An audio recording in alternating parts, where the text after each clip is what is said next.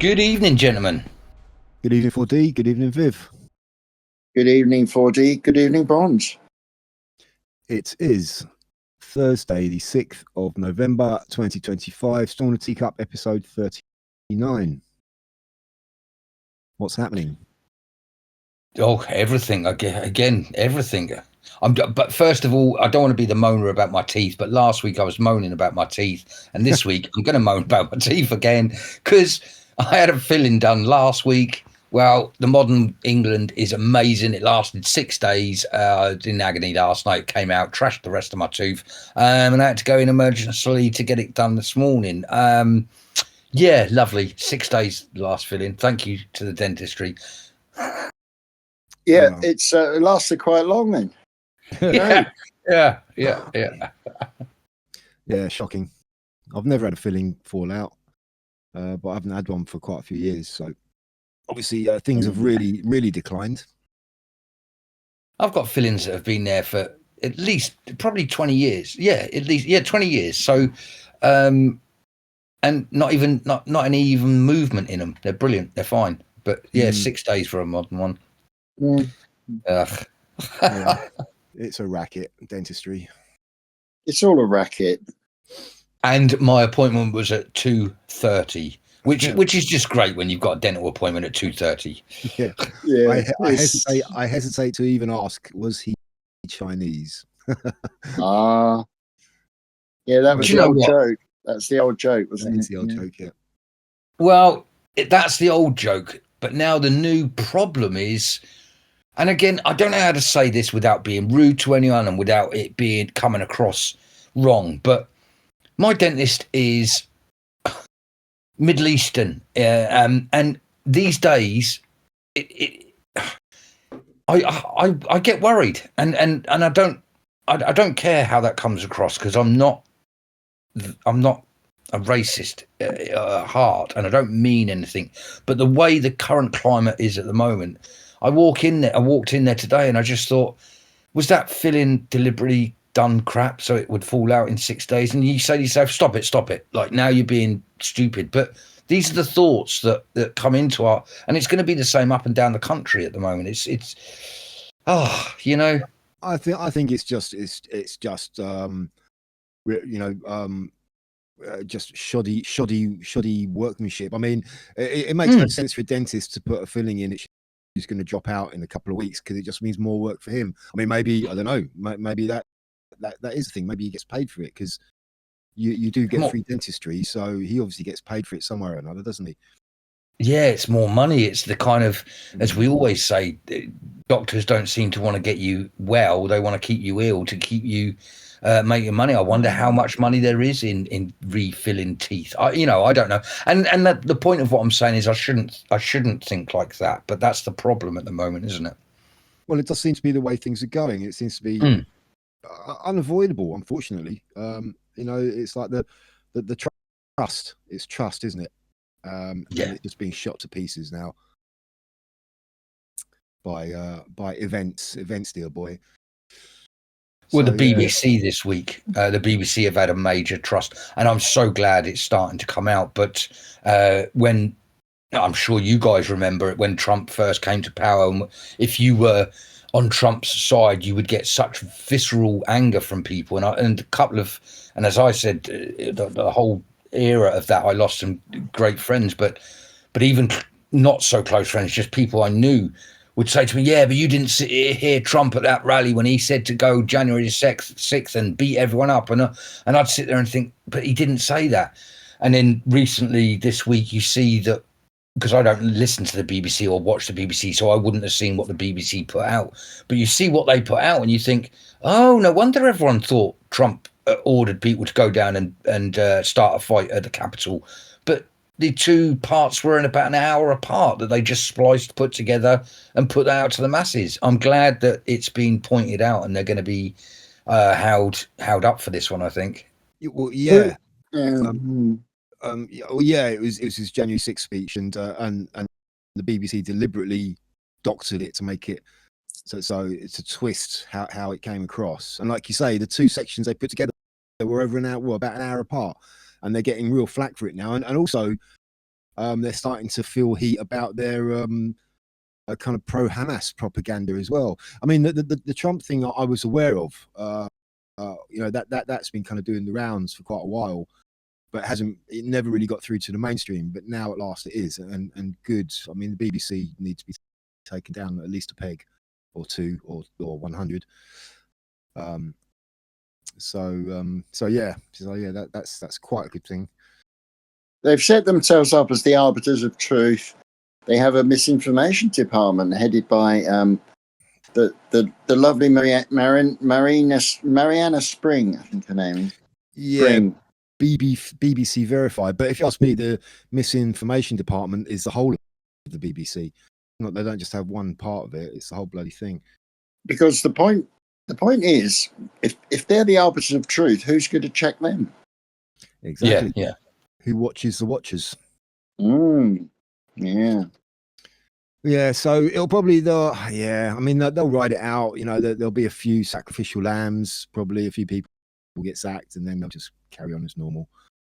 Because I wonder if Trump will do the same as he did to is it CNN that he sued for a hell of a lot of money? Was it? Well, yeah, that is on the table. He should sue them. He should sue the arses off of them. And teach them a real lesson. But sadly, it will be us who pay for it. Yeah, it would be the TV license people, not us, because we're not silly enough to watch TV. No, but yeah. Well, they're not just funded by TV license payers; they're funded by the government anyway. On top of that, anyone who pays taxes effectively funds the BBC. Yeah, you'd expect them to be funded by the government because they are the government mouthpiece, much like Pravda was during the Soviet Russian days. Yeah. So yeah, they're the state mouthpiece. That's what they are. Spewing state propaganda. If that's what you want, go for it. Thing is, that's damning for Trump to have pointed out that it's not just an accident. It's not just a play on words. It's almost maliciously put together. Everyone in the world can see that now. It's I think it'd be quite dramatic for him. Well, I'm not actually sure how much Trump himself has commented on it. He may have put a post up about it, but most of it is because it came from a whistleblower, and it's been picked up by the mainstream.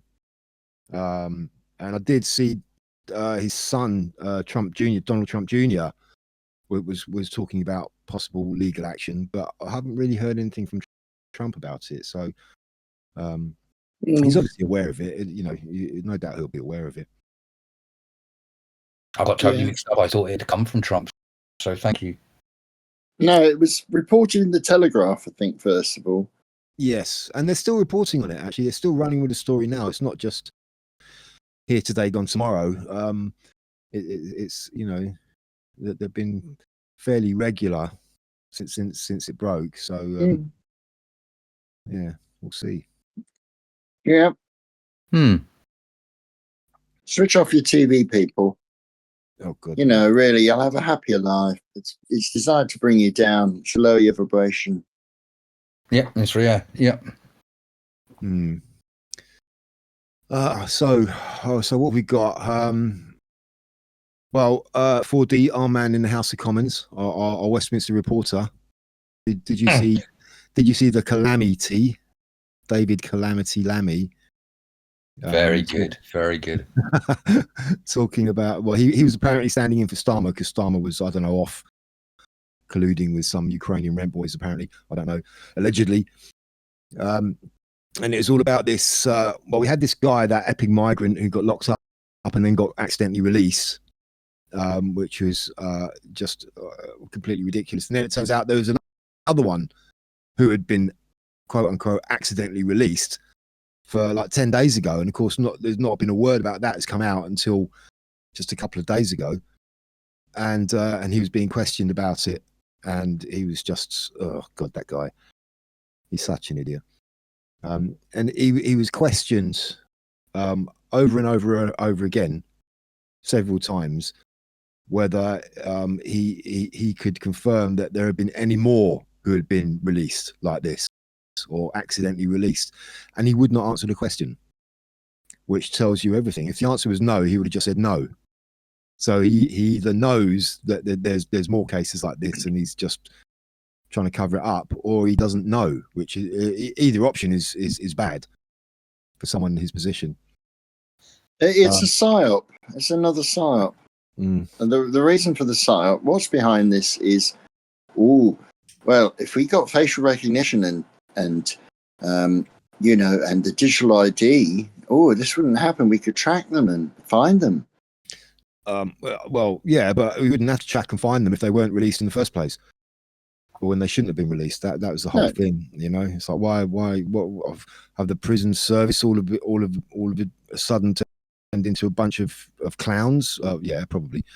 Yeah, they have, but the way it's been used, the way the story's been used, whether they were released accidentally or on purpose, doesn't really matter. It's the way the story is being framed, and I guarantee that they will be used. These two early release people will be used along with the other fella, just to push the digital ID agenda forward. Yeah, I'm sure. Of course, they'll do that. Yeah, I'm sure that was what they want to do, but I think it's a positive thing. I think this is going to backfire on the government, whether they were doing this for the reasons you put out there, Viv, or not. I don't think this is how it's going. It's not going in their favour. The PMQs thing, I mean, so once a week, the opposing side get to question the Prime Minister of England about of United Kingdom, about what's going on. And so that's quite, only once a week. So it's quite an important thing. And you have to understand as well, you only get a set amount of questions. Is it 5 or 6? Six questions. Yeah. So another quick lesson. So the opposition have to, get a week to write down the most specific 6 questions they can think of to ask, because that's all they're going to be able to ask. And then the PM is allowed to stand up, walk out, and they do all these secondary sort of questions. So, but what happened for the first time ever is the opposing side, with their 6 questions, asked exactly the same question 6 times over, because for anyone who watches PMQs, it's always quite annoying that they ask a question, they don't really give an answer, they'll just spin something, say something, usually take you on a completely different journey that was nothing to do with the question in the first place. And as usual, so Lammy was asked very specifically something like, I'm not quoting it word for word, but it was something like, are you aware of anyone else being accidentally released since Rudy Cootie Booty Man, whatever his name was, because I'm just saying I don't care what the names are. The Epping pedo. Yeah. And he sort of went off on one. Well, it's your fault. You, for the last 12 years, you ruined the justice service. Not really answering the question as they always do. So, and I think it's because they know they only get 6 questions, so they can just do that and then they'll move on and have to ask their next question. But quite clearly, this was very important to the other side, and quite clearly now we realise that they knew in advance that he'd been told the night before by the Met Police that, we've accidentally, on purpose, mislaid another person. Sorry. But instead of letting him get away with it, as I say, he asked the same question. He got the same dribble, asked the same question. And to the point that Lammy he lost his complete cool, lost his temper, started shouting, putting his hands down slamming his hands down on the podium, which is not a normal thing. It's not not very becoming of a PM in our sort of place. Anyway, I think it worked really, really well. People were sort of saying, what a silly thing to do, to ask the same question and lose all your other 5 questions. I think it puts it right in the public spot where it needs to be. I thought it was a very interesting thing to happen. It's all theatre though, isn't it, at the end of the day? Yeah. It is, but we know that. But I think we've got to... You know, hey, look, if we keep on thinking everything is the deep state or the bad guys and they're all tricking us, then there's no point in fighting back because we haven't got anything going for us. I do genuinely think that some of this theatre is as I've said at the beginning, I think it's for the deep state. It's to ruin them. It's to bring out to the public. It's almost like that death by a thousand cuts. It's a very slow. Just as they did to Biden, Pelosi. I see James Clapper losing it out there. The Americans, they're all to start. It's been a long, slow death for them, and I think it's the same for your likes of Starmer, Angela Rayner, this thingy from Accounts. They're gonna have this. They're gonna be made to look absolute ridiculous, like Lammy was in there. Did you realise, or I think it was on GB News, that it turns out in the last 2 years they've lost on average 2 to 3 people a week. So it turns out like they've accidentally released about 200 people in the last couple of years. There's some sort of agenda been going on. Yeah, and that's not an accident when it's that many. That is not an accident for sure. It's many more than that, because they had to free the prisons up. If you remember last year, was it Southport? They were going on about releasing prisoners, so they've been early. So they've been. Must be more than 100. Yeah, that's the ones they did early and told us about. But apparently, you know, there's 2 or 3 a week that they shouldn't have released and have accidentally released on top of that lot, you know, that are dangerous. They're all dangerous, I suppose. But yeah, I mean, this other one which came to light was an Afghan guy who had committed some crime. I don't know what. I think he might have been an illegal as well, and he'd been out for something like 10 days before it came to light. Before it's like, oh, there's also another guy they released 9 days ago. It's like, my God, but they didn't tell us about that. So yeah, it's just apparently, apparently there's a backstory that either the Met Police didn't tell the government for about 10 days, or basically there's something where no one or someone didn't know for 10 days, and there's something deeper about this where they've been trying to hide it. Was it the prison service didn't tell the Met Police for 10 days? Oh, I don't know. No, I can't remember what it was. Yeah. Oh, absolute crazy times. Yeah. Gotta say, the audio, you 4D, you seem louder than both of us, Bruns and myself.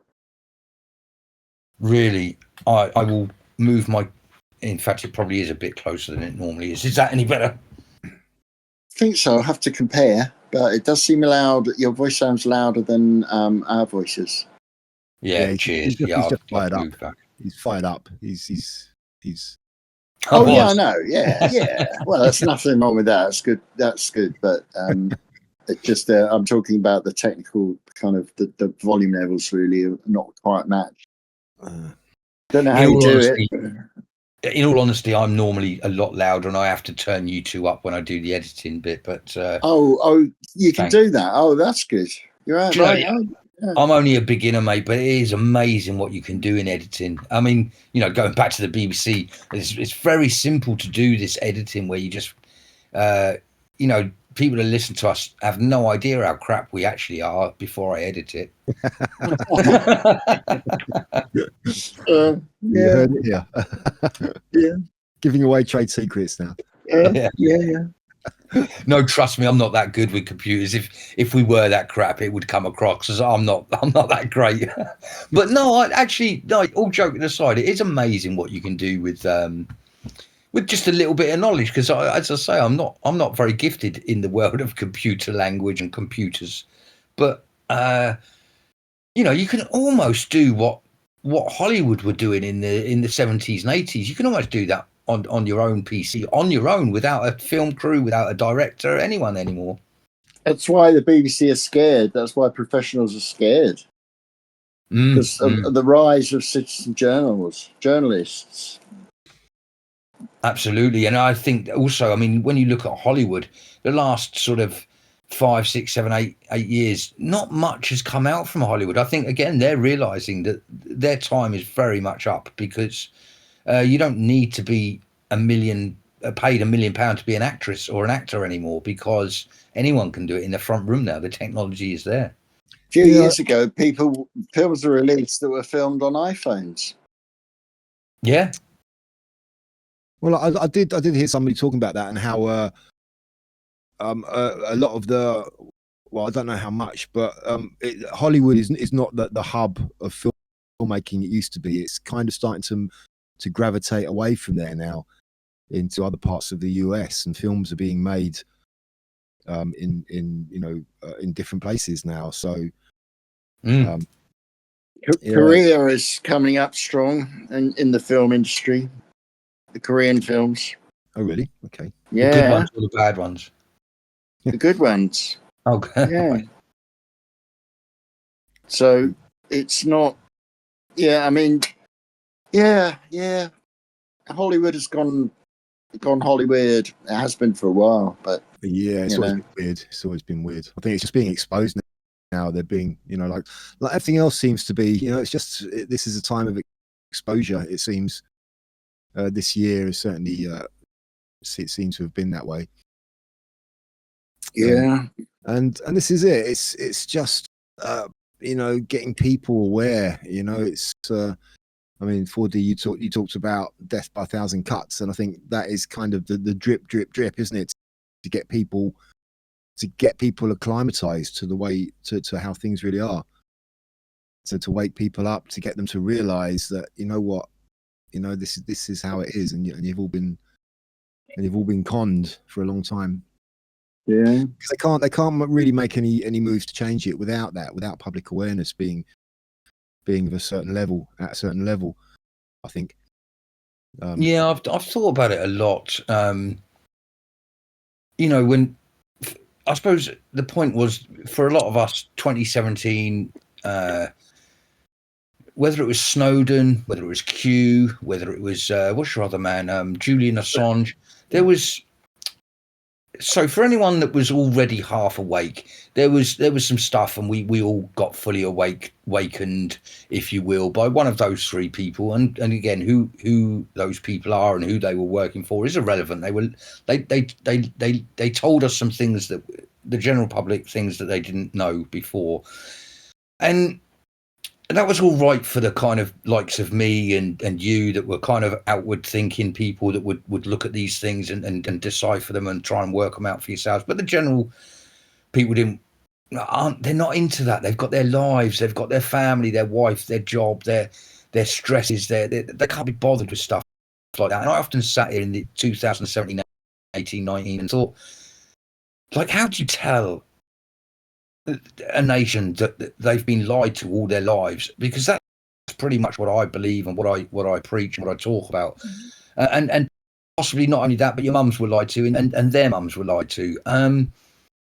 For the average person, that's gonna, there's two ways it goes. You come out and you say that. They either think you're a complete lunatic and close off to it, or they believe it, get so scared that they top themselves. And I almost mean that literally, because it's crazy. So, for the humble someone like me, I think how if I was some good group of world leaders that wanted to stop all this, how the hell do you do this? And when you think about it in the Q fashion and that, you think, yeah, a slow drip is about the only way you can do it, because you turn that water on too much too soon, it would all backfire. They would just think you're absolutely mental, turn off to it, and you'd never get any of it out.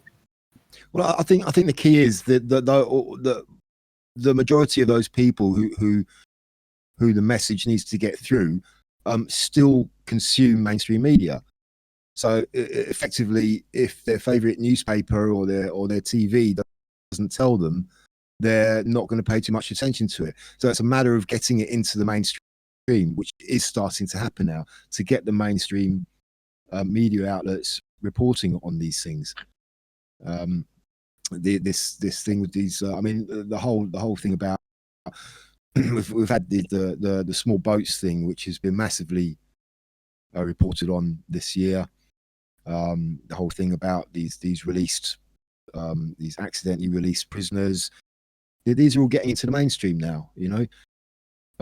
So, and I think that's where it needs to come for these people for it to get through to these people, because they still consume news, but they just don't consume the news that we consume. They still get it from their TV, and that's pretty much where it's got to come from for them. Yeah, but well, same as we're three old codgers. We're from an older generation of consumers anyway, and so the only people that are still consuming the mainstream stuff are the old codgers like us that still but are closed minded. And the reason I'm pointing that out is because their sons and daughters are the ones that aren't like us, of our generation, that watched BBC and ITV and thought that was kosher. They grew up with TikTok, Facebook, and all these things, and they've grasped this world much better than certainly the likes of I have grasped it. But so when we say mainstream, mainstream is only for old codgers. You know, mainstream really now for the young voters, the 20 to 30, 40-year-olds, it's actually online, and that's where all this sort of change was already. Citizen journalism had already taken off. So a lot of those 20-year-olds were consuming stuff from TikTok, Facebook, and that stuff has started to put these lies out to people. And I think that's it. Then they're coming to their mums and dads and saying, "You do realise this BBC is doing X, Y, and Z," and now there's proof, and they can go back to their mum and dad. So, well, I still think, I mean, the generations you're talking about who probably rely more on, like you say, online content, and that's really where all of the quote unquote truth is. But the whole lot of that has been infiltrated as well. The mainstream, you know, we talk about alternative media online in you know, on social media and channels like whatever, TikTok, YouTube, this, that, and the other, and there is an awful lot of it. But there is also now, amongst that alternative media and citizen journalists, there is also now a large part of that which I would call kind of mainstream alternative media.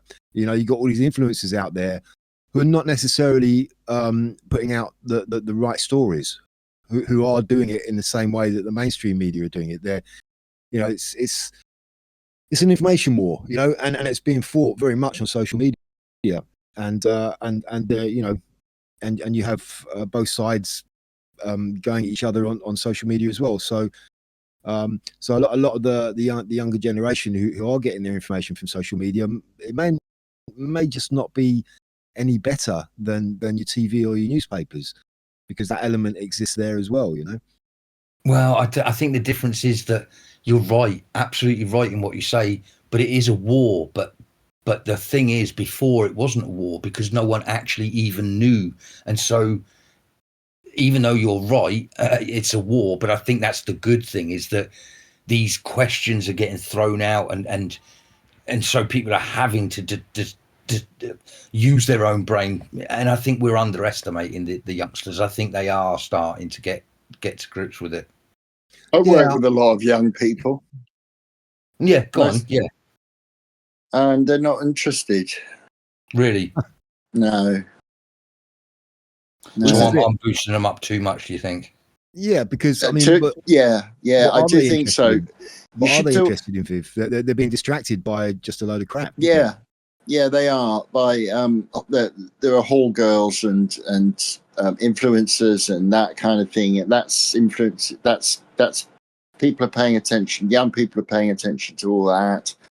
I mean, you met Tom on the last anti-digital ID march, and Tom was talking about this to me as we were chatting, and he's going that people of his generation, he's quite young, he was going, there's just not enough people interested. You look at the marches, digital ID, it's mostly old gits, isn't it? Fair enough. Yeah. But yeah, the likes of Tom will turn out. Yeah. I don't think that's really much different from when I was younger. I wasn't interested in politics or current affairs when I was in my 20s, not at all. No. I was just interested in enjoying myself, you know. So maybe why bring yourself down? Yeah. Well, and also you need a bit of age and wisdom behind you to even get to grips with it. I mean, I still can't get to grips with most of it, but genuinely, I mean, that's why they say a lot of us start as lefties, and as we grow up, we become righties because of the passage of time and wisdom. But yeah. Well, I mean, I think you know the older generation remember how it used to be. They have, you know, we've been on this planet longer, and we remember we have comparisons, whereas young people don't really have a comparison. That's so right. You know, so that's maybe something to do with that. And if you think about an individualistic, materialistic society, when you're born, for a lot of people, when they're born, that's the beginning of everything. And everything else before that is us, just old stuff in it. You know? And then you get old yourself and you realise that they knew what they were talking about. Those old idiots that I said were old idiots, they knew what they were talking about. Yeah. Well, some of them. Some of them, certainly. Well, we don't have that quality now, though. We don't have a prime minister who can write something like, even Michael Foot wrote books. He was one of the last of the sort of public intellectuals. Churchill wrote a huge amount of history of the English-speaking peoples. And so nowadays, can we imagine Keir Starmer writing something really deep? Nah. No, it'd just be, if he wrote anything, it would be ghostwritten. He wouldn't have a clue what was in it. He probably would never even have read it. Exactly. I see they had a good effigy of him in Scotland. I think the Scottish effigy for Guy Fawkes Night last night. Which big up Guy Fawkes for last night. Shout out to Guy Fawkes. One of my political heroes. Are you allowed to say that he's a political hero? Is that a right thing to say? Well, yes and no, I think. I mean, he's a bit of a funny figure. There are theories about that whole gunpowder plot. But, yeah, I suppose so, in the sense that he did want to get rid of the Protestant government. It was a Catholic plot. But it's it's an odd one, isn't it? The whole gunpowder thing. I think. Don't know. Sorry, yeah. I think that was the main driving force was the sectarianism of it. It's because they were Catholics and they wanted to get rid of the Protestant government. That was the whole thing about it. I think mainly the main reason behind it. That's the given reason. There is other stuff if you want to dig. I can't remember exactly, but I have read in the past theories about the whole gunpowder plot. But I get the point that he wanted to remove the government, but would he have wanted to replace the government? That's the thing. I don't want the government to be replaced. I want it to be gone. I want the state to be gone. I think from what I read, he wanted to replace, because the king was James I at the time, who was previously James VI of Scotland, who would have been a Catholic. But I think when he came to rule England, he kind of changed his views a bit, and I believe Guy Fawkes wanted to replace him with his was it his sister or one of his relations who was more staunchly Catholic, I think. Yeah. But yeah, anyway, I had a few fireworks last night. It wasn't too bad, actually. It's been nothing tonight. It usually spreads over several days, but this year it seems to have been, fireworks, bangs and whizzes last night, and that seems to be the end of it. So I thought it was a bit sad, really, last night. Really. I mean, I woke up this morning, trudged to work, and there were just discarded rockets everywhere. Now, I do want to say something about a clip I watched, and it came from GB News.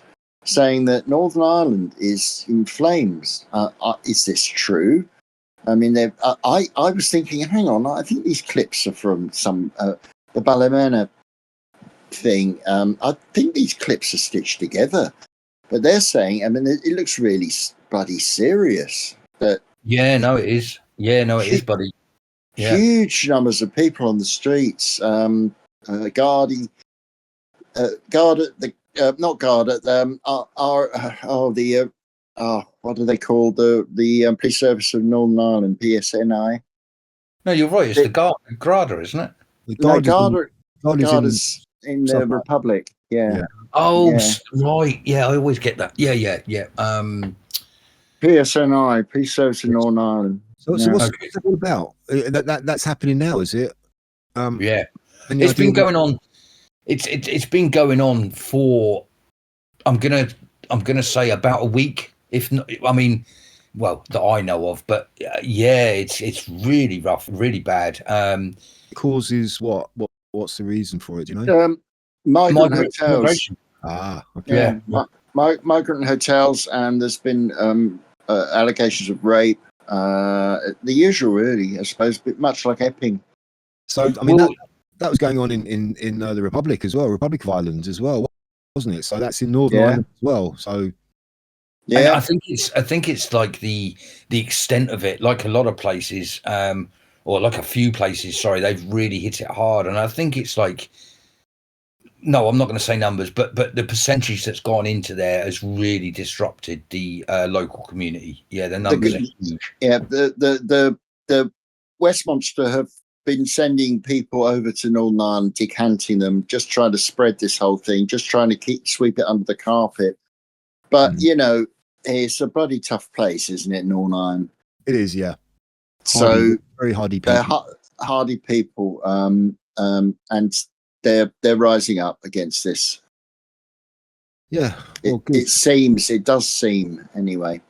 And I mean, Northern Ireland, there's some problems in Scotland, but also there's quite a few places in England that I think we said this last week or the week before. There's a couple of places springing up that are no-go areas.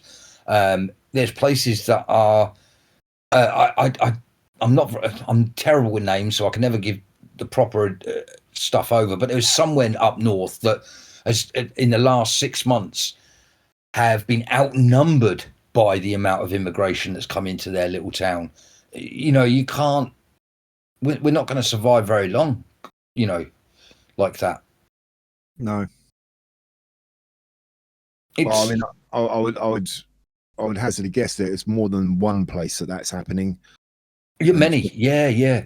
And look at the amount of places that have now got Sharia law. And it's been going on so long. That's the other scary thing, that you think to yourself, well, how many people are there actually? Even with the leaks, maybe that's only a fraction of the truth, you know? Oh, yeah, I'm sure. Yeah, I don't think we're ever given the truth, and that we're maybe given snippets of it when they can't hold it back any longer. But yeah, it's. I mean, I happened to have a conversation with a civil servant a few weeks ago, and he basically said billions are being spent on this whole migrant fiasco. Billions, where you know, there's so much money being wasted on this. Right, yeah, yes, indeed. Well, it must be. I mean, when you just look at the hotels themselves, you know, people aren't really grasping the fact that means no one has been staying in hotels for years. Do you know how much that costs the economy? There was a time when all those hotels would be 50% filled with holiday makers. Now, since COVID, we're not getting the holiday makers, and they've stopped the holiday makers being able to get here because they're all taken up with illegal immigration. It's ridiculous. Even that alone must be hundreds and hundreds of millions. Oh yeah, it's billions. It is billions. That's straight from the mouth of civil servant. Yeah, sorry, no, I meant just the hotels are hundreds of millions, and then you've got all the other. It must be billions and billions. You're he or she must have been absolutely right. Yeah, it's and you don't spend that kind of money on a whim, as well. It's we know there's a deeper agenda to it, but that's the scary thing. They've got the kind of resources that can weather this storm. Well, yeah, I mean, it's what's most galling is you think of what that money could be spent on. And it's yeah, that really gets me angry. Every time now I walk past a homeless person, and I've always felt sorry. I was homeless myself, and there's nothing worse. And I'd say most of them aren't there because they want to be. This old joke that most of them are just there because they want to be. They don't want to be part of society. No, that's absolute bullshit. I met very few people that actually wanted to be on the streets. Anyway, yeah, every time I see a homeless person now, I just get so angry that we're doing all this to ruin our country when we could be helping the veterans, the homeless, the mentally unstable. We could really be making this country back to what it used to be, if not better. Yeah, I mean, we could have a decent NHS for a start. We could have a decent judiciary, a decent police service. We could have a decent defence force, the army and what have you. And just and decent social conditions.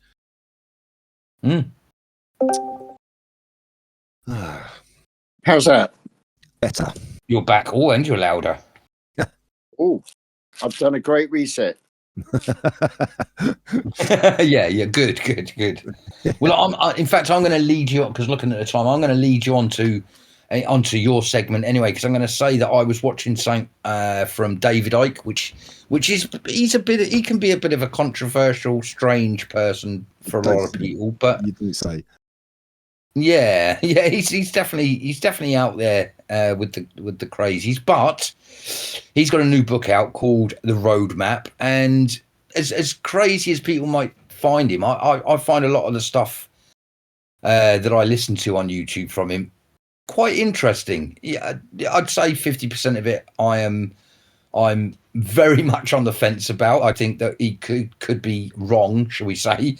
But 50% of what he says makes perfect sense. And I don't think he's half as crazy as I used to think he is. But I was just going to say, because you're such an avid reader, Viv, and I can't read, is that a book you'd fancy reading? And if you do, you'll have to talk to us about it if you do fancy reading it. Oh, well, I have read some. So I lent one to Bronze, actually, I think. You did. Is he a good author?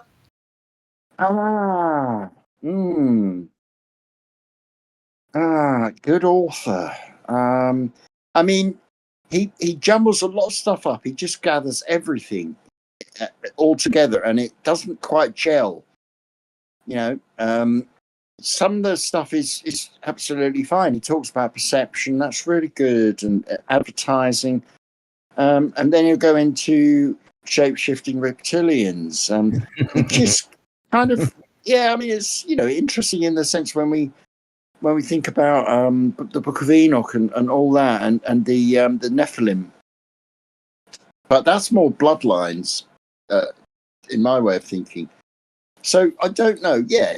I mean, it's up to you, really. I shan't be reading it, to be honest. I've got enough books. I've got so many, and it's ridiculous. And I've just ordered another one, which I've got somewhere, but I can't bloody find. It's Joseph Campbell, The Hero with 1,000 Faces, about mythology and that really influenced Star Wars and Indiana Jones. It's about mythology, the hero's journey, and all that. Well, that might be time for Bronze to ask his question. Yeah. Is it time for Viv's bookshelf? Viv, what have you been reading this week? Right, I've been reading. I do have this thing about recipe books as well, cookbooks, and I picked up cheaply a book called Ching's Fast Food. Which has spurred me into exploring Chinese food, how to cook it, and basically what it is, what's the ingredients. I've been kind of successful, but the thing is, with Chinese food, what I've realised is you do need a gas cooker or a fire. Electric cookers don't really do it. you need a gas cooker, and you need a wok, and you need a round bottomed wok, because all the food, it's not all of it, but a lot of that stir fry absolutely needs a wok, and it doesn't work on electric cookers, to be honest. Why? Because it's not as hot as a flame. Yeah, it's not as hot. You can't adjust it so quickly. So if it's too hot, you can turn it down. If it's not hot enough, you can turn it up, and it's immediate. But electric takes longer to warm up. The wok is round bottomed, so you're maximizing that particular space. So you won't need so much oil. If you use a frying pan, which I've been using, you need more oil, and it's not so controllable. I mean, it works, but you haven't got that heat, and you can't get the flames from the gas to ignite the wok, just to actually burn it off, which gives that professional Chinese flavor. Right, yeah. If you look at wok cooking and Chinese chefs, they've got the wok, and it's really high, and they tip it over, and then the flames coming up, and it gives that slightly not charred perhaps, just that barbecue type smoky touch that you can't get with the frying pan. You can do it with the frying pan, but it's not the same. So that's what I've been trying. I've been experimenting with that. It's an interest of mine, as you know, cooking. So that's what I've been really reading, although I've been carrying on with other books. There's other books going on. I'm still reading that Teacup book, which is pretty weird, about the concept of Teacup. I talked about a bit last week. So that's been my reading. I'm still reading folk stories. Almost finished the stuff at folk tales. So yeah. Chinese food is probably my favorite, outside of a traditional English roast, which I've got to say is my favorite thing to eat. And I cook one myself when my teeth are not so broken, and I love roasts. But I'd say Chinese food is probably my favorite cuisine out of all foods. Behind that, and I'm even big-headed enough to like using chopsticks. I taught myself to use them.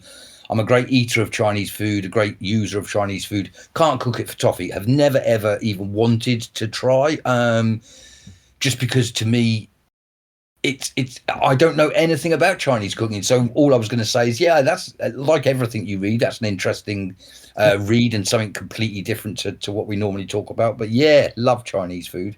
Yeah, I mean, basically, what she's doing is simplifying your typical fast food. You go into a Chinese place, a takeaway, you order, and she's reinterpreting the dishes for home use, basically. And she's done a pretty good job, I must admit, even though she's on the BBC, or was.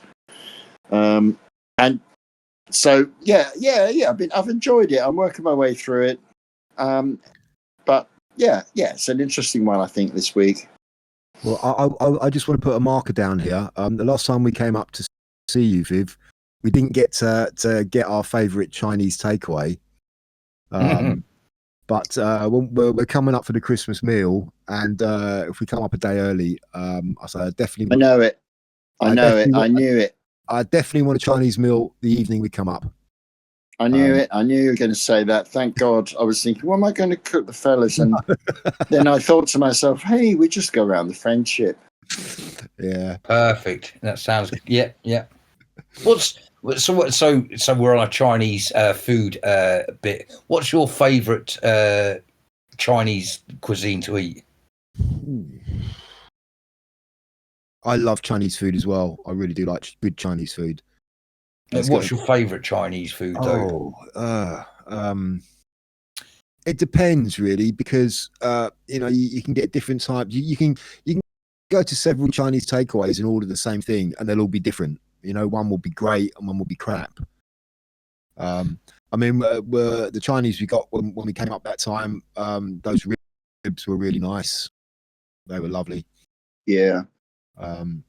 It's getting a lot of props that place, because people used to say it was shit, but those two girls have taken it over. They're doing a good job. They're getting a lot of props. Yeah. I do like there used to be one not far from me. It closed down a few years back, and they used to do these garlic prawns, and they were just amazing. And I always used to get those, but you don't really find that in many Chinese, not ones which I've seen. It's such a big country, though, isn't it? There's regional stuff.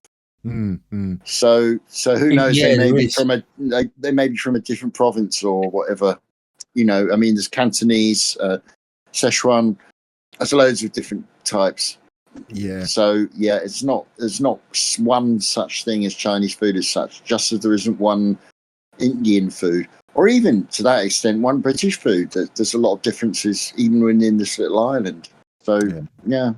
Well, yeah. Even when I was in Germany, 15 years in Germany, I loved Chinese food as much then as I do now. But to order a Chinese meal in Germany was totally different to the Chinese you get here in England.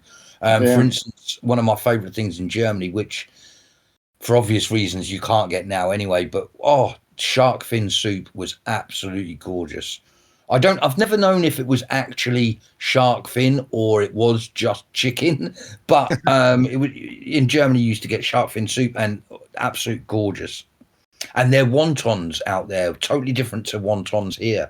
I often think, you know, when people take their foods to other countries, they do take their own foods, but they do adapt it for that country's likes as well. Yeah, definitely. Absolutely. It's never really a proper Chinese, you know, to have a proper Chinese meal, you'd have to fly to China and sit with a Chinese family and have a Chinese meal. And you probably find that what we get sold in our Chinese restaurants is just the British version of what the Chinese know we like from their food. Well, yeah, I think so. But Chinese chips are lovely, let's be honest. Yeah, Chinese chips, yeah. But I mean, a good example of that is, I mean, in this country, Indian food is very popular, but Indians are vegetarians.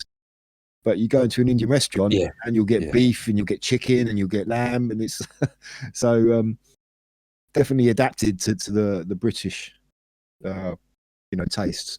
A lot of Indian restaurants are actually run by Bangladeshis. Yes. Yeah, that's a little unknown fact. Yes.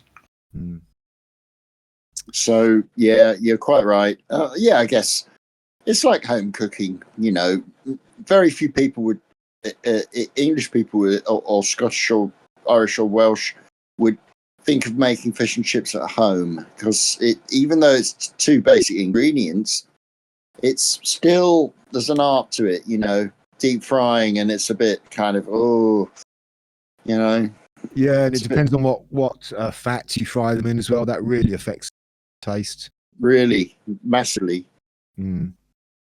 So not in the north, in Scotland, it's more beef dripping and haddock, and in the south it's more vegetable oil. And some of the vegetable oils are really, really shite. Like my local shop, which is shut down, the Codfather. I think it's Codfather. Yeah.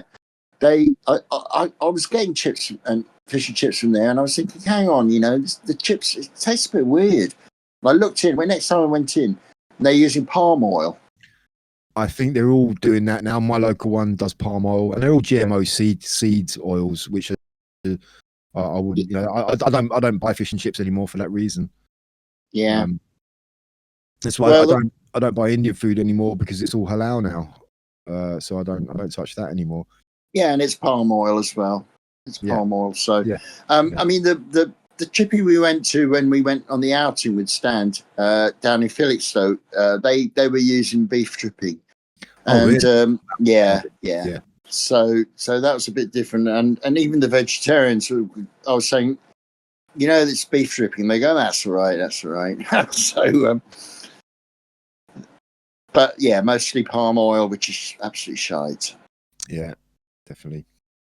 My nan and granddad would always have some kind of dripping in a glass jar in the kitchen. There would always be, I suppose it was mainly beef dripping. I think I only had it a few times, but I've always remembered it was really, really nice. And I think my granddad, when he did my granddad's speciality was fried breakfast. Oh, granddad, you had the greatest fried breakfasts. But he would do his fried bread in dripping, and fried bread in dripping is just lovely. Yeah. It's healthy, very healthy as well. Very healthy. Yeah. When I was a kid, everything was in our house. It was always fried in either lard or beef dripping. There'd always be a block of it in the fridge. And lard, yeah. I don't really see lard anymore, but I remember there was always lard in my mum's you can get it. They still sell it in supermarkets. I bought it long ago. Lard is the new olive oil. Is that good to fry in then? Oh yeah, it's basically instead of beef dripping, it's pork dripping, pig dripping. Oh, I think you've said that to me before. Yes, gotcha. So it's going to be more flavorful for sure. Yeah, and probably more healthier than seed oils. I mean, I cook stuff in olive oil these days anyway, which is also good for you. Yeah, it is. Totally. Yeah. It is, but I don't like. There's a kind of an aftertaste to olive oil. I've never really. It was because I didn't have any butter. I do most of my fried breakfast type stuff in butter now, and didn't have any, so used that. And there's a kind of an aftertaste. Certainly with the eggs, I did. I just thought, I don't like olive oil on things. I can taste it. Yeah, I mean, it does have a definite taste. But I quite like it. I mean, I even just take a spoonful of olive oil in the morning most days. Oh, do you? Yeah, it's good. It's very good for you. I'd advise the light olive oil, the blended olive oils. That they don't have much of a taste, to be honest. But the stronger ones, when you get to virgin olive oil, it tastes very, very strong, and it's more suitable for Spanish food, to be honest. What is it they do in Spain? I only went there once, and I had it once, where you dip your bread in that and vinegar. Is that, am I right? Yeah, there's a lot of that. There's a big olive oil consumption. You dip your bread in oil. It's kind of bigger than butter in Spain. Or certainly in the south. Definitely in the south. Yeah, I think in the Mediterranean generally, Italians do that as well. They'll get a bit of bread and they'll dip it in olive oil rather than we might put a bit of butter on it. They'll just get a bit of bread and put some olive oil on it and eat it like that. Yeah, but is it olive oil? Am I right in saying it's olive oil and vinegar? I don't know if it's vinegar, but olive oil. No, I don't think it's vinegar. But what's the other thing? It's because I just remember there was a clear liquid and the brown olive oil, and they were dripping their bread in it. And I got asked to try it, and I did try it, and I thought, oh, that's actually nice. But I can't remember what the clear liquid was. It would be oil and vinegar. It is vinegar. There's a darker vinegar they use, but quite nice. Yeah. Yeah. Oh, yeah. It's good. Yeah. It's nice. Yeah. I'm pretty keen on Spanish food, and having been there for bloody decades, actually.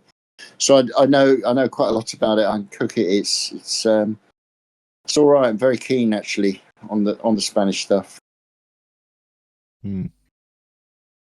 But I have to say, perhaps moving on slightly, this Bovir thing, there's a report which I keep on meaning to post, that Bovir is really affecting cows. Some cows have stopped giving milk. Some of them have collapsed from the Bovir. I was just going to say about the collapsing. Yeah. In Denmark, apparently cows are dying. They're just falling over. That's it. In Denmark. That's it. Yeah. And this is the stuff that we're drinking. Well, some people are drinking in their milk and their anything that's made from milk. So your cheeses, your creams, all of it. Stuff. All of the supermarket dairy now, British Dairy has had this added to it, and it's basically an additive they put into the cow feed to stop them farting. So I don't buy any dairy from supermarkets anymore unless it's unpasteurized. No. Raw milk from my farmer's market, and when it's available, I get that Isigny Saint-Mer butter from unpasteurized French butter from. That's the best. That is absolutely the best butter. It's gorgeous. You can get, and it's expensive, but it's unpasteurized. And the only cheese I eat now is Parmesan. I mean, that's Italian, so I don't eat any British cheese anymore. Yeah, I think there are cheeses without Bovir. You have to search for them. The thing is, though, this stuff is going into meat as well.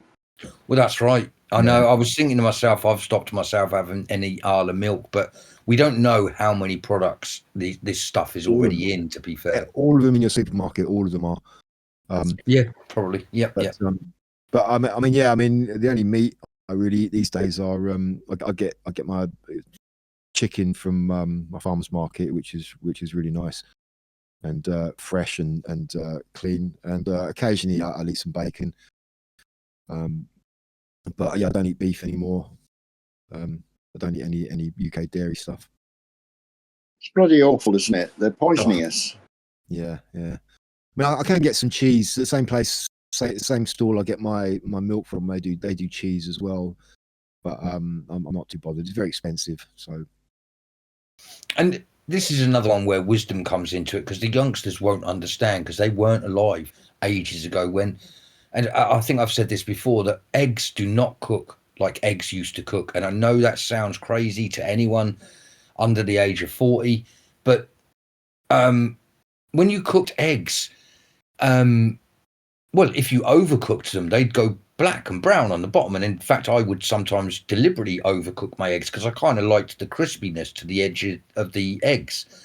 You try and do that with a modern egg, and I know it sounds crazy, but I don't think we're eating what we used to with eggs. That only happens if you cook them on too high a heat. I always cook my eggs on low heat, and once again, I get my eggs from a farmer's market, so I feel reasonably reassured that they're decent. I don't buy eggs from supermarkets anymore.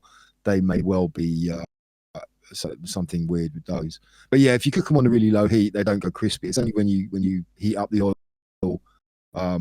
and put the eggs in, that's when they start kind of fizzing and bubbling and go a bit crispy. Yeah. But you just can't do that to modern eggs. Or certainly, I'm not like you. Unfortunately, I'm still getting them from the supermarket, and I'm saying, yeah, you can't do it. It's definitely different. Whether they're feeding the creatures something different that's changing the eggs, or if they're making eggs in some lab somewhere, but it's not what it used to be. No, I mean they're probably all battery farmed anyway. Supermarket eggs, even if they're say organic, free range, that's just bullshit. Yeah, because they do lie. Let's not forget that. And no, also I won't have that said. I know, but and the chickens are vaccinated as well. That's another thing. Yeah, true. But a number of people in Stand keep chickens, and they give us eggs, or they sell them really cheap. Or they either give them, and they are really good eggs, really really good. So there is a difference. Yeah, of course. A friend of mine has just got. There's a local family here who do honey, and I know we're having a right deep talk about food here. It's great, but it's apparently very good for you to have honey from the area you live in, because it's great for your immune system, because it's coming from the pollen and the plants from around you. And so I've just had and it's really cheap compared to. I thought it would be more expensive because I was getting organic honey from a local source. Actually, it's cheaper than it is in the supermarket now. Is it raw honey? Yeah. That's still, yeah. I mean, I get raw honey again from my farmer's market, but it comes from a place in Norfolk, and it's pretty expensive. It's about $7.50 a jar. Yeah. This was $5.50, but when you go in the supermarket, they can be 10, 12, 13 pound now. I know. Yeah. Oh, we have to stop using the supermarkets. It's difficult where I live, as you know. There's not much choice around here.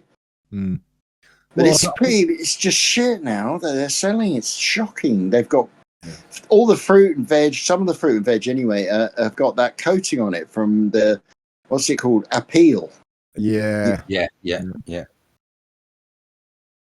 Terrible. Oh. Like you, it's very difficult for me to not shop in the supermarkets around here.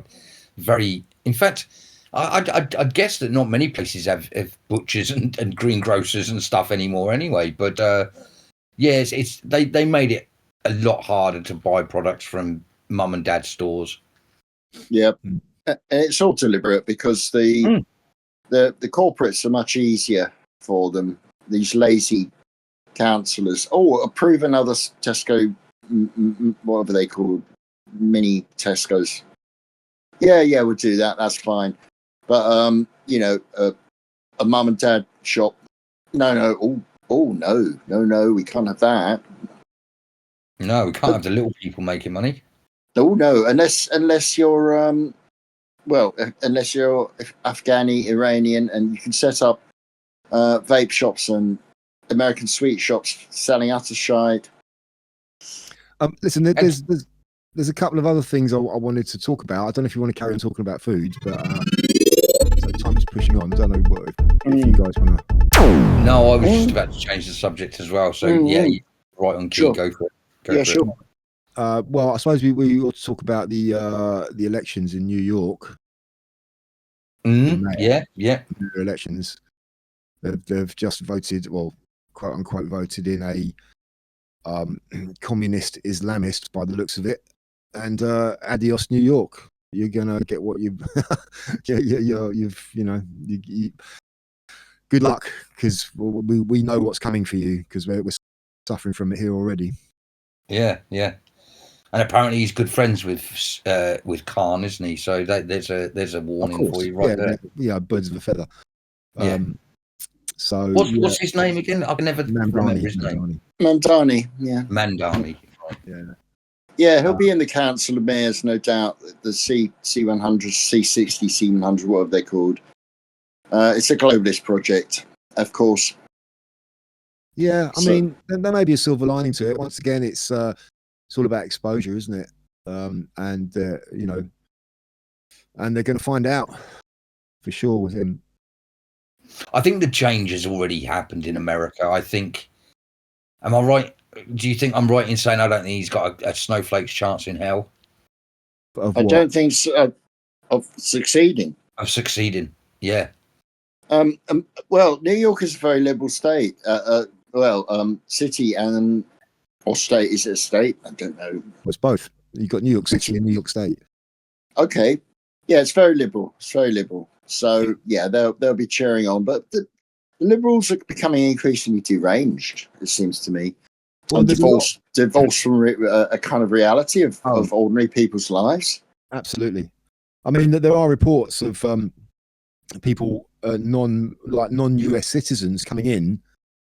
They're not citizens. They're literally just visiting, and they're coming in and they're getting to vote. And the voting percentage from what I've seen, actual indigenous New Yorkers, shall we say, were the minority who actually got to vote.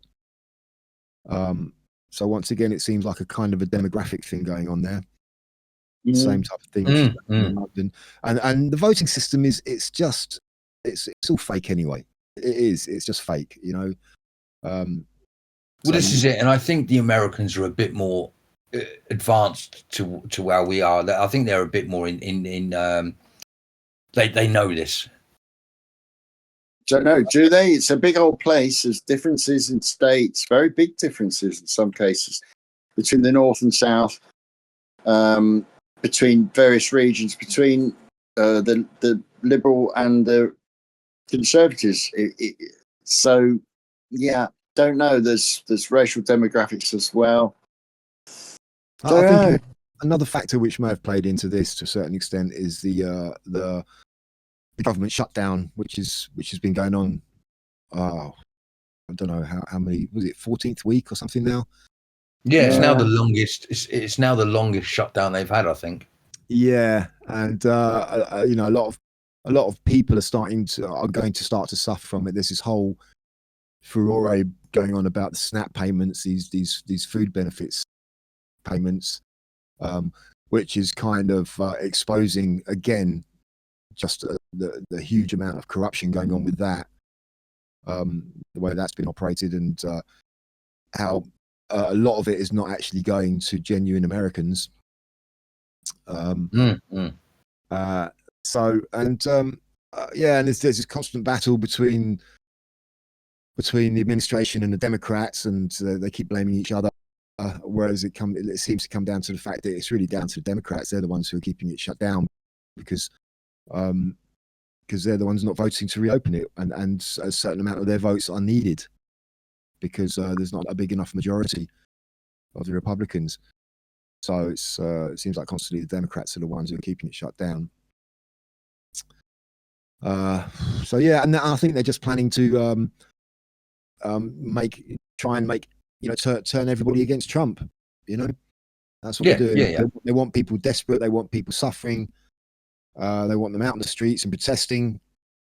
And that's and they don't really care about them. All they care about is getting rid of Trump. And they're using the everyday people. They're making them suffer to try and do that. But I mean, he's quite upfront. He didn't even say that he classes himself as a Muslim before an American or something they like do. that. That's the whole point. They all do. Yeah, yeah. But he actually says it to him, and I don't think Americans like to hear that. Well, no, this is kind of what I'm thinking. It's like this is. I think they maybe shooting themselves in the foot here because they're suddenly becoming emboldened and they're coming out and they're being really genuine about their ideas. And I think, you may be jumping the gun here. This might really boomerang back on you in a bad way. I hope so. Yeah. And a lot of chatter from US people I've noticed on True Social, where it never used to be like that, but a lot of it is really highlighting the whole Islamic thing now in America. There's been a big uptick in that, I've noticed. So it does seem to be really permeating into the consciousness of people over there, as it should be doing here. It is a little bit here. It is raising a little bit here. But yeah, so I think they've jumped the gun, to be honest with you. Did you guys hear the Elon Musk's quote about us being the Shirelings from Lord of the Rings? And I thought how apt that was. Well, if only.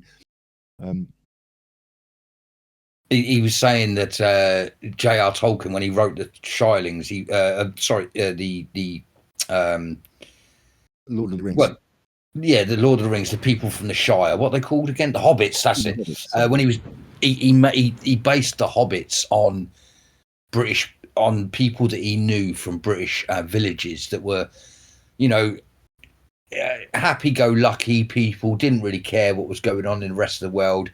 And he was sort of saying, how Mordor, is on their doorsteps, but they don't know the evil that's out there. And it was only Frodo, and he goes on his journey and realizes blah, blah, blah. And I just thought his little quote about us being the Shirelings at the moment was very apt. Well, yeah, I mean, just the fact that he called it the Shire, I mean, you can't get more English than that. Yes, of course. I mean, there were comparisons being made. I don't think it was strictly true. It was an analogous of kind of like what happened. Mordor was meant to be kind of Nazi Germany, and the Shire was Britain in the time of World War II. And whether it was written like that or not, it's kind of irrelevant. What it is that Elon Musk is pointing out to people that we're the immature, happy-go-lucky, stupid Shirelings. And again, I don't think a lot of Brits like to be told that. No. Mm-hmm. You know what I mean? It's all clever. It's all gearing us into another direction. Whether it's good people, bad people, or indifferent, they are guiding us down a route at the moment. Yeah, I mean, and Elon Musk has also been kind of pushing the whole UK civil war angle as well. He's getting a lot of flack from mainstream commentators over here, which probably maybe shows he's over the target. But yeah, so that one rumbles on. And we had Tommy Robinson was finally acquitted. Not acquitted. What do you call it? Not guilty of the whole. Yeah, acquitted. Yeah, acquitted. Yeah. Okay. Thank you. Yeah.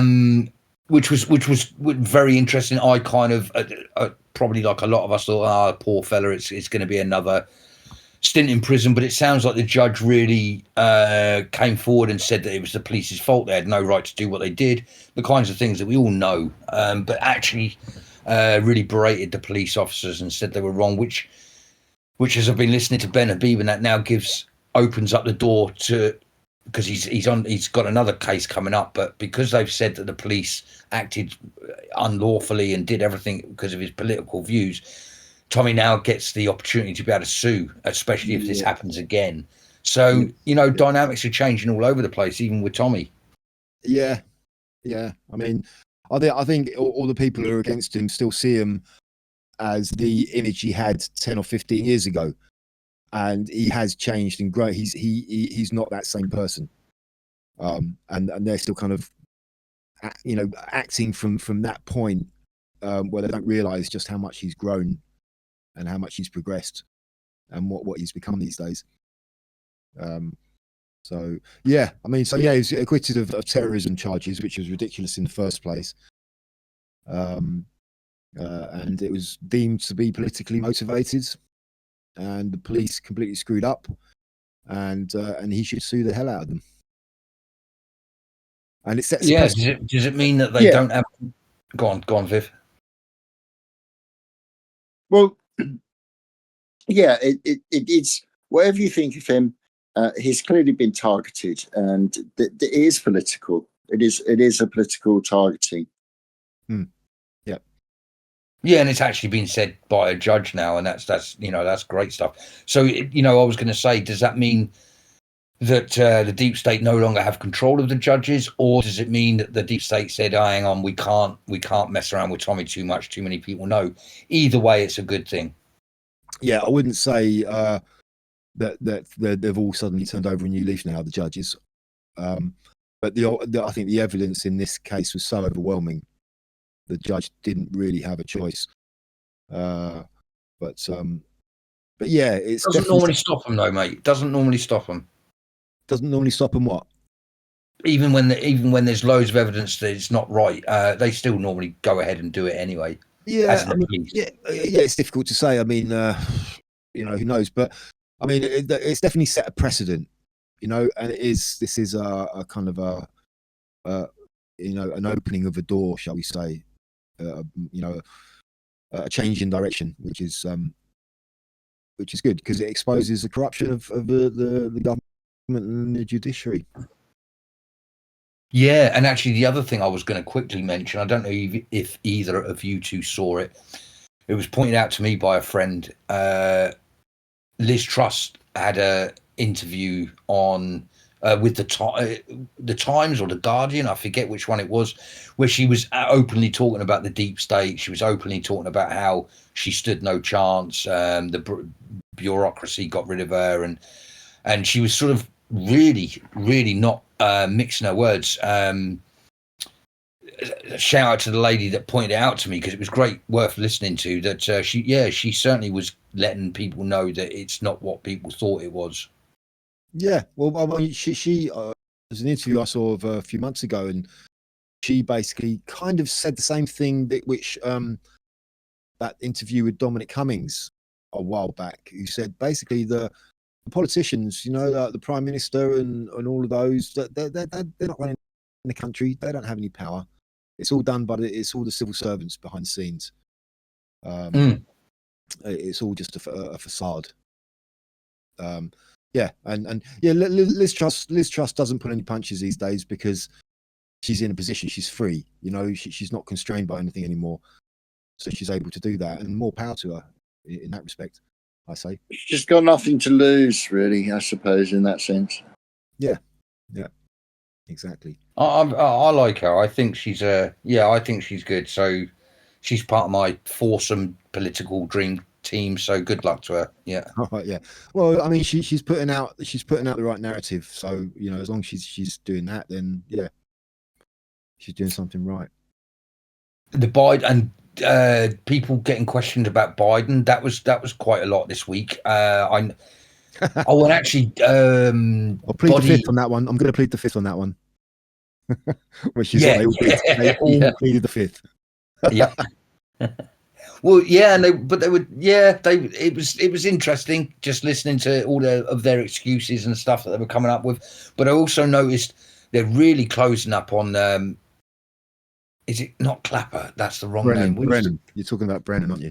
Brennan, that's the guy. Thank you. Yeah, he was on a debate show and he was looking. I was watching Body Language Ghost, and she was doing a great thing on him. But yeah, he's looking spooked at the moment. It's not going well for him. Yeah, it was that kind of Q&A thing when this guy who used to work in the intelligence services asked him a question about the Russia thing, and that signed thing, when they got all the 51, whoever they were, That's right. intelligence operatives to sign this letter saying that it was Russian disinformation, and Brennan was just oh man, he didn't know what to do, did he? He had to come out and attack him. I don't know who you are, who put you up to this. Nobody put me up to this. You're freaking out. Was he the head of the FBI or the CIA? I always get those two confused. I can't remember. I think he was FBI, but either way, yeah, this is an ex head of the FBI or CIA, whichever way around it was, who pretty much started the whole Russia thing and sort of said yes that he had evidence that Trump had urinated on a bed in Russia with some prostitutes to get back at Obama. It was some crazy stuff, all sorts of stuff. And yeah, and it's coming out there. It was, you know, as we all knew, it was all bullshit. But yeah, he's not the kind of person that normally gets phased anyway. Yeah, well, you know, indictments are coming for him. I'm pretty certain about that, and he knows it. And yeah, he's worried. He's worried. They won't be able to walk the streets, as Q said. That's yeah, true. it's happening already. It is happening. It's happening. Yeah. Did you hear just quickly about that?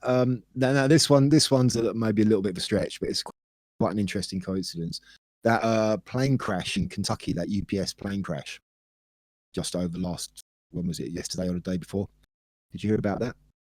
Yeah, but I hadn't heard much about it. Go on. Oh yeah, it was yesterday. It was the 5th of November, and some people pointed out that the fact that the flight number was 2976, which just so happened to be the exact number of people who died in 9/11, and it also happened to be the same day that Dick Cheney died. Oh, okay, right. That may be a little bit of a stretch, but it's kind of a bit of a fun little coincidence thing there. Yeah. Yeah. Sorry, we are running out of time, and I keep jumping in, and it's because there was loads going on this week. I was going to say, thanks for pointing out that guy talking about memory loss in Iraq, I believe it was. Sent absolute shivers down my spine. And I bet there's loads of people that would say that they feel the same from stuff. I ended up listening. Sorry, go on. No, sorry. Yeah, finish what you're saying. I was going to say I listened to the whole thing. I didn't just fast forward, and it was a really, really interesting episode. I'm back. I'm definitely back to listening to Badlands on Rumble. So thanks for that, and the 9/11 one. But stick with the first one. Yeah, really cool. Thanks for pointing that out. Yeah, it's DEFCON 0, that show. Yeah, it is a good one.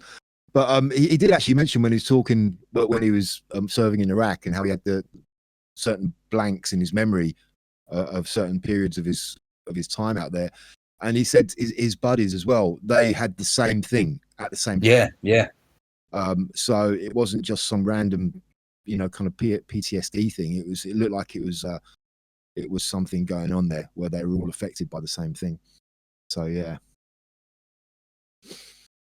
Yeah, I cut myself out of the world of military for different reasons and so on and so forth. But it would be interesting to meet up with other ex-squaddies from Bosnia to see if anyone else has the same random stuff that happened to me. It would be very interesting to know. I wonder if there's any kind of internet groups. You might want to do a search for that. There may well be some kind of groups for that. Yeah, there probably is actually. There probably is. Yep. Yeah, I did. Yeah, it's about 5 to 10 now. I did want to talk about my little my little dealings with my bank, but I don't think I've got enough time this week. Oh, really? I know. Yeah, just to say that I actually managed to get my Tally Money account up and running, and I also bought some crypto this week. Hey, I'll check you out. Yeah, I know. But listen, I'll do it quickly, right? So I got my Tally Money set up, my Tally Money account set up. I transferred some money from my bank account into it. It didn't go through. So I rang up my bank, right? I went on the website, on the online banking website, and there was nothing there. So I thought, okay. So I rang them up, which I never do. The last time I rang up my bank was probably about 10 years ago. And the first thing they did you get through to the automated section, they wanted me to record my voice for voice recognition, right? Which I declined. Really? I didn't have a chance to decline. By the way, I just said nothing when it said say something now. So I just said nothing, and then it just carried on. So I didn't have an option really to opt out of that. Got through to them, and they said, "Oh yeah, blah blah blah," and they sorted it out.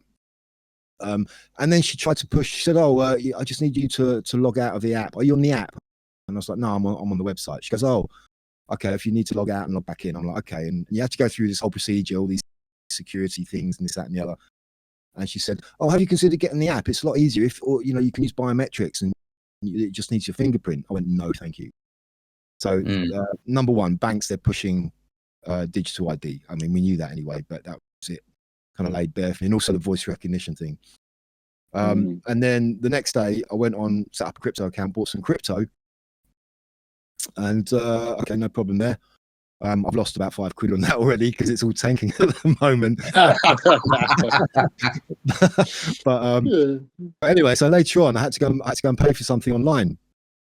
And I don't have a credit card. I only have a debit bank card, which I never use except when I have to pay for stuff online, or if I go to an ATM to get cash out. I always use cash where I can.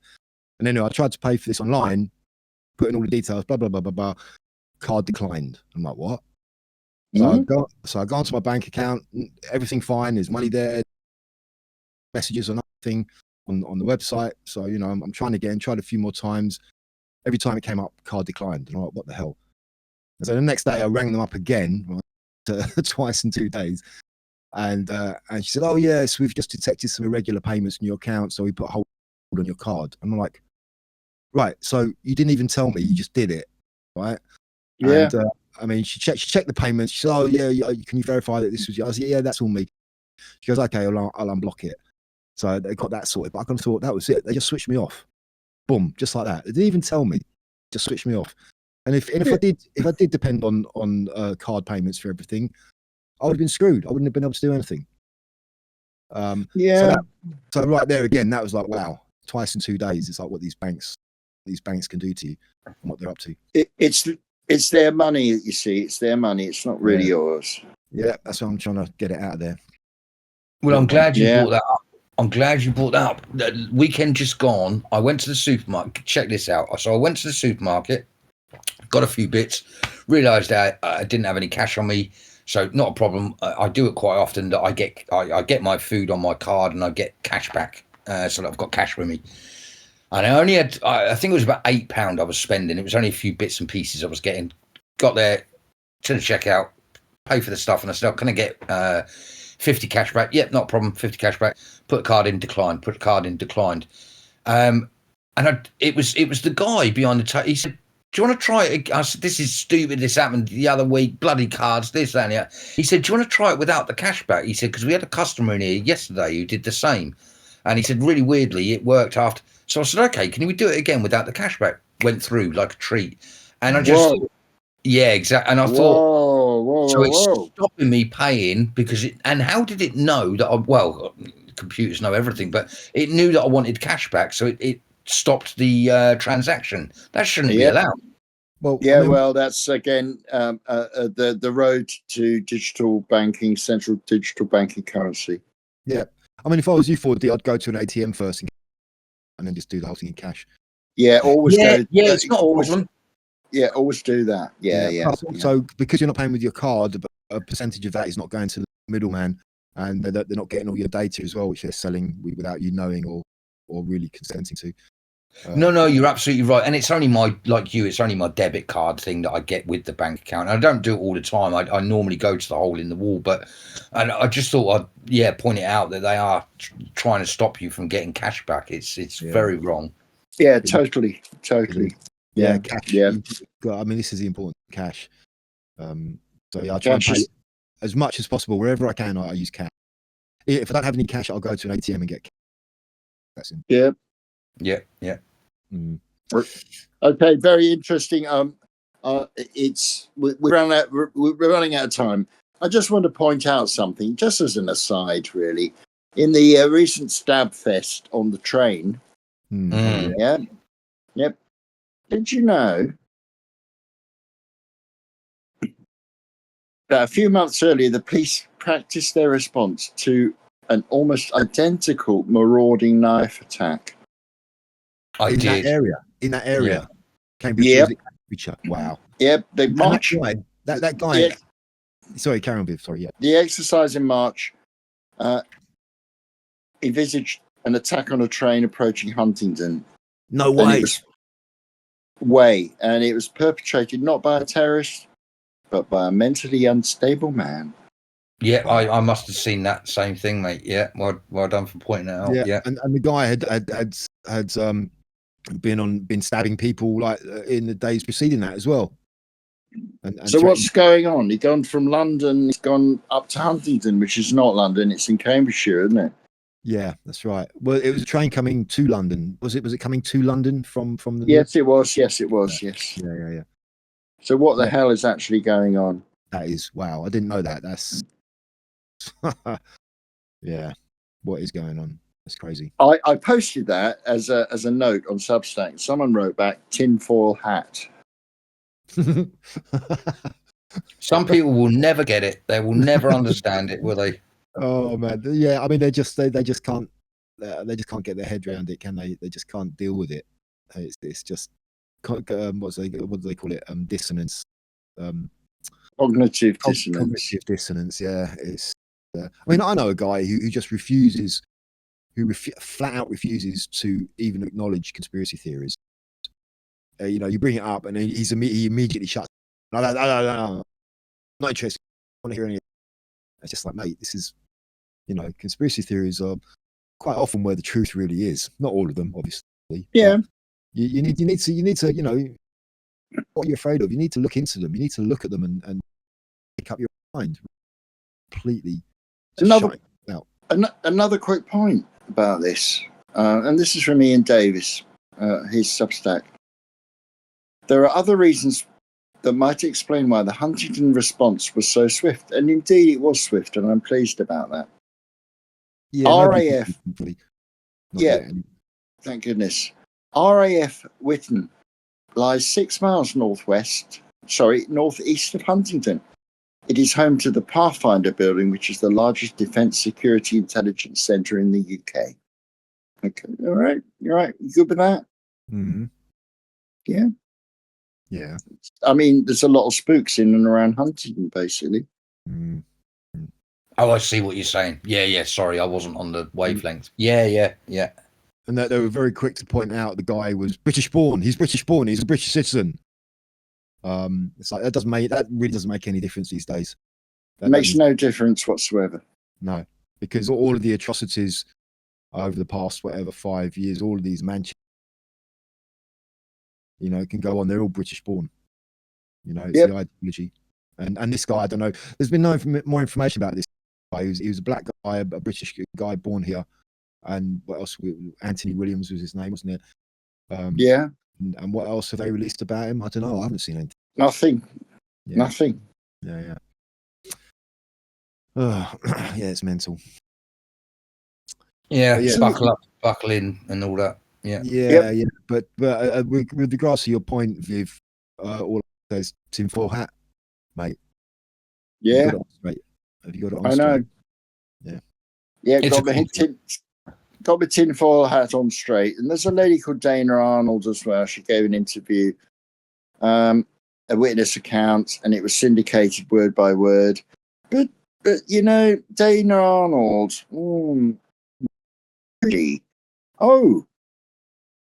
she's the project manager and a business leader for Zest Consult, a digital transformation consultancy that advises clients in both the public and the private sector.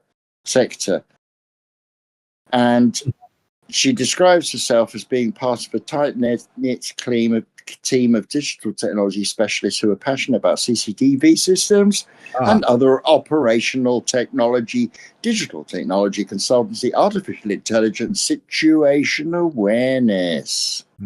Digital ID.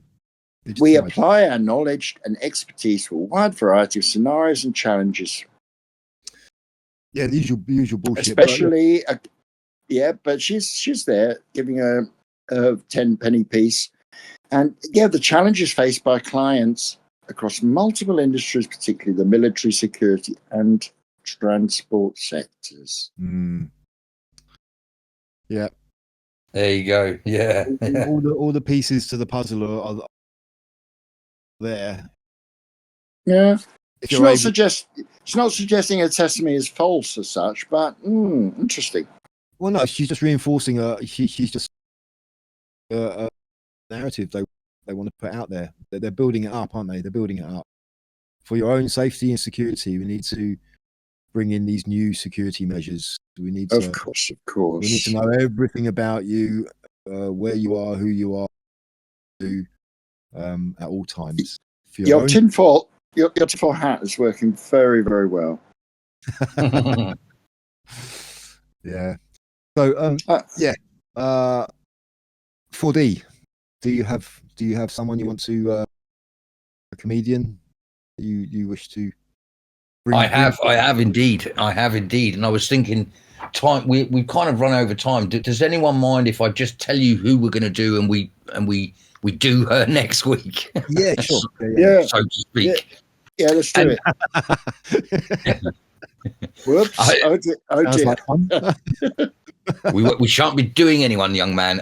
No, I thought it'd be fair because she's a brilliant actress and she has literally only just died, and so I thought it was a great opportunity to do Prunella Scales.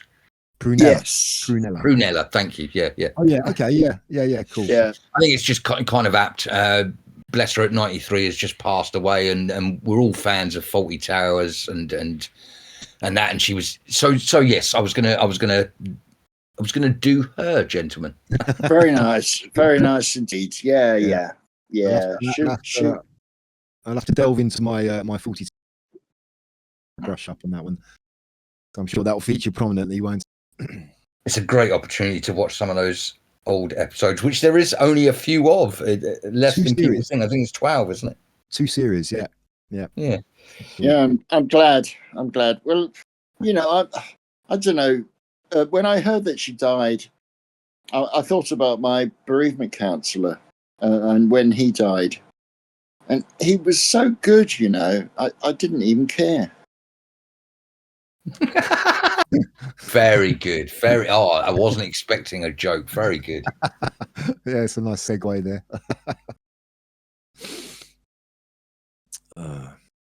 What do you call a man with a seagull on his head? Oh no, I don't know. Oh, I know this, but go on. Cliff. Oh, Yeah. All right, what do you call a man with no ears? Oh, I know anything that. you want, he can't hear you. Yeah. Yeah. What do you call a man with ham on his head? Yeah, Hamid. Oh God. What do you call a man with loads of ham on his head? I don't even want to say that name. Yeah. All right. More Hamid.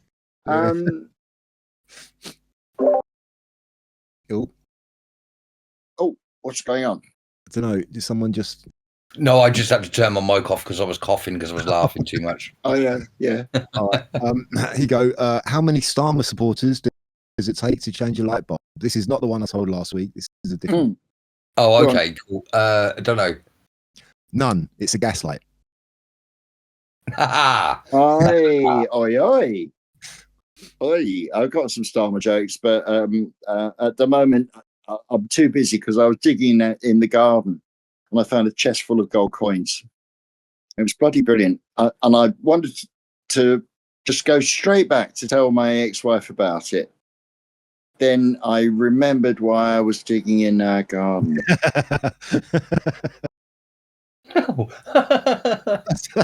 Very nice. Oh. Yeah. My girlfriend told me she loves being pampered, so I bought a load of nappies. Oh. Anybody else? I've literally got nothing this week. I've literally got nothing. I've got one or two more. Today I started running because people told me it's a great way to meet other people. Turned out to be true. I met 2 paramedics, 3 nurses, and 1 cardiologist. Oh, the quality's gone up this Oh, week. do you think so? Bloody hell. Okay, watch out for capital letters. They're always starting something. Oh, yeah. Right. Just to bring you back down to earth if you're getting a bit carried away there. Yeah, the other day I thought I'd try out Siri, You know Siri? I do. So Yeah. I said to Siri, why am I still single? And it just activated the front camera.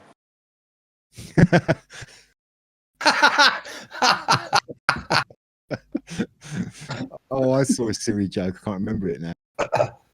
I took a poll recently, and the results are 100% of people don't like it when their tents fall down. Oh, get it. Yes, excellent. Oh. Thank you. I don't know. God, life's funny, isn't it? Did I tell you the time when I woke from a coma? Did I ever tell you about that? Well, my ex-wife, she changed over her black clothes and irritated. She said to me, I really cannot depend on you in anything, can I?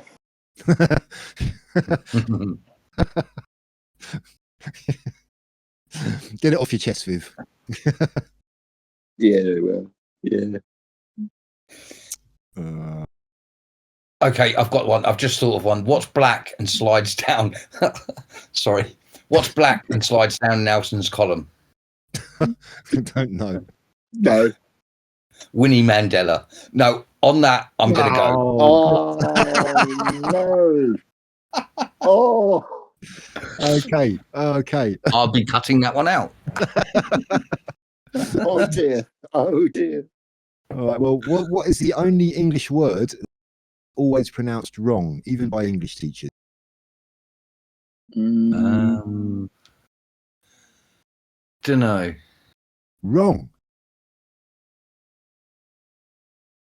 Oh, I get it. Got it. Yep. Yeah. That was rubbish. Right, good It night. was rubbish. Yeah, sorry. I had to end on a line. Oh, well. One more. Yeah, go on in. Go on in. This week I went round to my mate in his apartment, and he said to me, make yourself at home. So I threw him out. I bloody hate having visitors.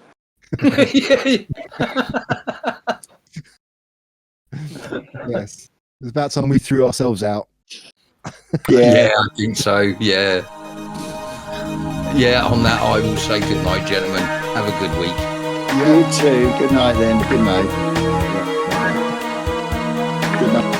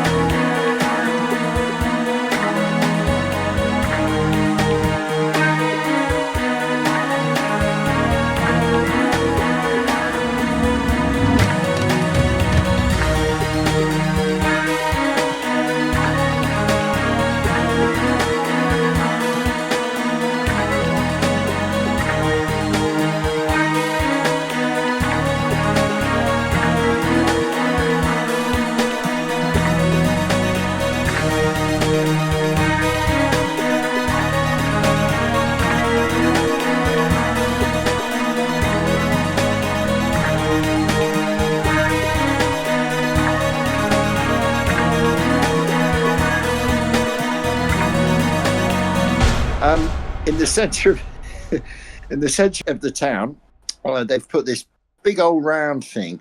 It's basically a screen. There's no volume. You can see 4 different towns, one in Poland, Dublin in Ireland, somewhere else, a couple of other places. I looked at it again and thought, whoa, it's kind of just a downer. I found. I just thought, what was the point of all this? Well, that's going to do it, isn't it? That's going to bring us all together. Yeah, problem solved. That'll really do it, and it'll be covered in pigeon shit in a few more weeks. Yeah, it'd be lovely. That's if the Romanians haven't nicked it first. Yeah. No, they'll nick it and try and sell it. But yeah, but things progress slowly here. It's the first one in the UK, though. I must write a post about the portal and my thoughts on it. And